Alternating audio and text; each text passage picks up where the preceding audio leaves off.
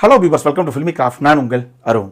இந்த எபிசோட நம்ம பார்க்க போகிறது மிஸ்டர் எக்ஸ். இந்த படத்துடைய கதை என்ன அப்படின்னு கேட்டிங்கன்னா, 7 புளூட்டோனியம் கேப்சூல்ஸ் சேர்ந்த ஒரு பவர்ஃபுல்லான நியூக்ளியர் வெப்பன் ஒன்று படத்துடைய ஆரம்பத்திலேயே காணாமல் போகுது.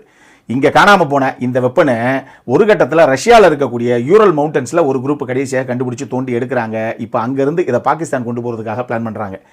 நம்ம ராவை பொறுத்தளவுக்கு இவ்வளவு பவர்ஃபுல்லான ஒரு நியூக்ளியர் வெப்பனு கிட்டத்தட்ட யாராவது ஒரு தடவை யூஸ் பண்ணிட்டாங்க அப்படின்னாலே கோடிக்கணக்கான உயிர் ஒரே நேரத்தில் போயிடும். அந்த அளவுக்கு பவர்ஃபுல்லான இந்த நியூக்ளியர் வெப்பனை யாரும் யூஸ் பண்ணிடக்கூடாது, அதை தடுத்து நிறுத்தணும். அதுக்கு முன்னாடியே இதை எப்படியாவது நம்ம மீட்டு கொண்டு வரணும் அப்படிங்கிறதுக்காக ரா ஒரு நபரை களத்தில் இறக்கி விடுது. இதுக்கப்புறம் இந்த கதையில் என்னதான் நடந்தது, இதுதான் இந்த படத்துடைய மொத்த கதையை. இந்த படம் பேசிக்காக ஒரு ஸ்பை ஆக்ஷன் த்ரில்லர் படம். அதனால் ஒரு ஸ்பை ஆக்ஷன் த்ரில்லர் என்ன டெம்ப்ளேட்டில் எடுக்கப்படுமோ, கதாபாத்திரங்கள் எப்படி எழுதப்படுமோ, எல்லா விஷயத்தையும் அப்படியே வச்சு தான் இந்த படத்தை ப்ரெசென்ட் பண்ணியிருக்கு இந்த டீம். இந்த படத்தை பொறுத்தளவுக்கு முக்கியமான பலமாக நான் பார்க்குறது 2 விஷயங்கள் தான். ஒன்று, இந்த படத்துடைய மேக்கிங்கை நல்லா செலவழிச்சு பயங்கர கிராண்டாக, விஷுவலி ஸ்டன்னிங்காக, செம்மையாக இருக்கு இல்லைங்க அப்படிங்கிற அளவுக்கு கலர்ஃபுல்லாக, விஷுவலி ஸ்டன்னிங்காக இந்த படத்தை ப்ரெசென்ட் பண்ணியிருக்கு இந்த டீமு. சினிமோடோகிராஃபி, மியூசிக்கு, எடிட்டிங்கு, படத்துடைய ப்ரொடக்ஷன் டிசைன், சவுண்ட் டிசைன் அப்படின்னு சொல்லி பல டீமு மிகப்பெரிய அளவில் கான்ட்ரிபியூட் பண்ணியிருக்காங்க. அதனுடைய விளைவாகத்தான் இந்த அளவுக்கு ஸ்டன்னிங்காக, விஷுவலி அப்பீலிங்காக இருக்குது இந்த படம். இன்னொரு விஷயம், இந்த படத்துடைய ஆக்ஷன் பிளாக்ஸ் எல்லாத்தையும் இவங்க கன்சீவ் பண்ண விதம், அதுவும் குறிப்பாக அந்த ஆட்டோக்குள்ள நடக்கக்கூடிய அந்த ஆக்ஷன் சீக்வன்ஸாக இருக்கட்டும், டுவர்ட்ஸ் கிளைமாக்ஸில் நடக்கக்கூடிய அந்த ஆக்ஷன் போர்ஷன்ஸாக இருக்கட்டும், ஆக்ஷன் சீக்வன்ஸ்லாம் ஓரளவுக்கு அதகலமாக நீட்டாகவே கொண்டு வந்திருக்காங்க ஸ்க்ரீனில். இது போக இந்த படத்தில் ஆர்யாவாகட்டும், கௌதம் கார்த்திக் ஆகட்டும், சரத்குமார், மஞ்சு வாரியர், அனேகா, அதுல்யா, ரைசா வில்சனு, காளி வெங்கட், ஜெயபிரகாஷ் அப்படின்னு சொல்லி எல்லா ஆர்டிஸ்ட்டும் அவங்கவுங்க என்ன கொடுக்கப்பட்டதோ அதுக்கு தேவையான விஷயத்தை இன் டேர்ம்ஸ் ஆஃப் பர்ஃபார்மன்ஸ் ஸ்க்ரீனில் கொண்டு வர ட்ரை பண்ணியிருக்காங்க. பட் இதில் ஒரு பிரச்சனை இருக்குது. அதை அப்படியே நம்ம நெகட்டிவ்க்கு நம்ம இங்கே போவோம். இந்த படத்தை பொறுத்தளவுக்கு எல்லாரும் கொடுத்ததை பண்ணியிருக்காங்க, அது இருக்கட்டும். பொதுவாகவே எந்த ஒரு ஆர்டிஸ்ட்டும் நல்லா பண்ணலங்க அப்படின்னு சொல்லி ஒரு ஆர்டிஸ்ட்டை புகழ்றதுக்காகத்தான் ஒருத்தருடைய பேரை நம்ம சொல்லுவோமே தவிர, யாரையும் தாக்கி பேசி அவர் சரியாக பண்ணலங்க, அவங்க சரியாக பண்ணலங்க அப்படிங்கிறதுக்காகலாம் யாருடைய பேரையும் நம்ம மென்ஷன் பண்ணுறது கிடையாது நம்ம விமர்சனத்தில். இருந்தாலும் இந்த படத்தை பொறுத்தளவுக்கு நான் பெயர் சொல்ல விரும்பல, பட் ஒரு ஆர்டிஸ்ட், அந்த ஆர்டிஸ்டுடைய கதாபாத்திரம் எழுதப்பட்ட லெவலும் அவ்வளவுதான், அந்த ஆர்டிஸ்ட் அதை கதாபாத்திரமாக புல் ஆஃப் பண்ண லெவலும் அவ்வளவுதான் பெர்ஃபார்மன்ஸில். அப்படி ஒரு அபத்தமான ஒரு பர்ஃபார்மன்ஸ் ஒரு ஆர்டிஸ்ட் கிட்ட இருந்து இருக்குது. அது யார் என்ன ஏதுன்னு நான் சொல்ல விரும்பல. படத்தை பாருங்க, உங்களுக்கே யாராக இருக்கும் அப்படின்னு ஒரு கெஸ் பண்ண முடியும்.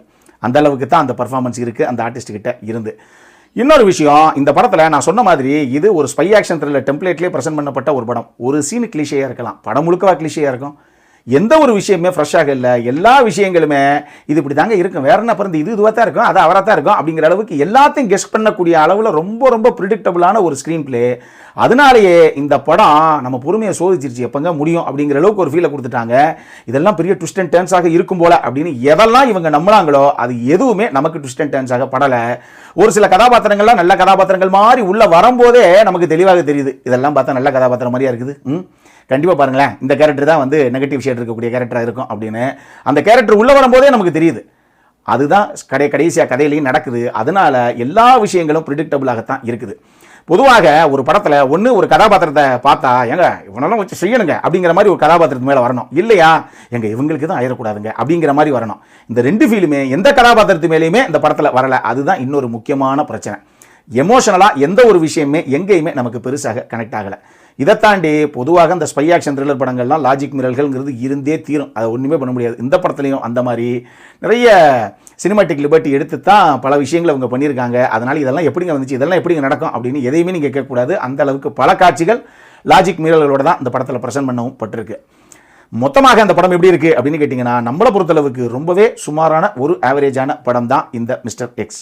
அடல் கானடை பொறுத்தளவுக்கு இதில் செக்ஷுவலாக எதுவும் கிடையாது, பட் ரத்தம் தெரிக்க ஒரு சில சம்பவங்கள் இருக்குது. அதனால் ஸ்ட்ரிக்ட்லி UA 16+, இதை மைண்டில் வச்சுக்கோங்க. இந்த படம் இப்போ தியேட்டர்ஸில் வெளியாயிருக்கு. அப்புறம் என்ன, இதே மாதிரி இன்னொரு வீடியோவோட அடுத்த முறை உங்களை சந்திக்கிற வரைக்கும் இட்ஸ் அருண் சைனிங் ஆஃப்.